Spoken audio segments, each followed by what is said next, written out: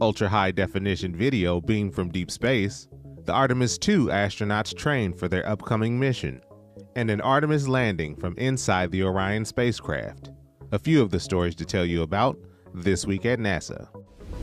Our Deep Space Optical Communications, or DSOC technology experiment aboard our Psyche spacecraft recently beamed an ultra-high definition streaming video to Earth via laser from a record-setting 19 million miles away.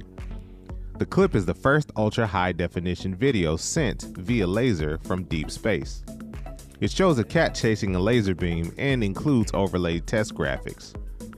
DSOC is designed to transmit data from deep space at rates 10 to 100 times greater than current radio frequency systems used today.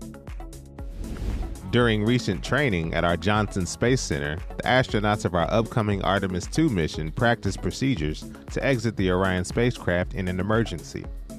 The training is meant to ensure the crew will be ready for any emergency scenario that might occur after splashdown that will require them to leave the capsule before the recovery team arrives. This online video was recorded from inside our Orion spacecraft on its return trip to Earth on Artemis I. It gives you an idea of what astronauts inside Orion might see and hear when returning to Earth on future Artemis moon missions. On Artemis I, Orion re-entered Earth's atmosphere at more than 24,500 miles per hour, but after being slowed by the atmosphere and Orion's parachute system, the spacecraft was only going about 20 miles per hour when it splashed down in the Pacific Ocean. You can see this entire video at go.nasa.gov/Orion reentry.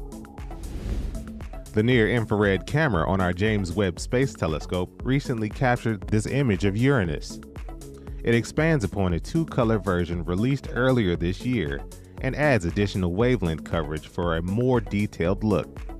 The image captured a seasonal polar cap, the planet's dim inner and outer rings, a number of its 27 known moons, and more. That's what's up this week at NASA. For more about what else we're up to, check out nasa.gov.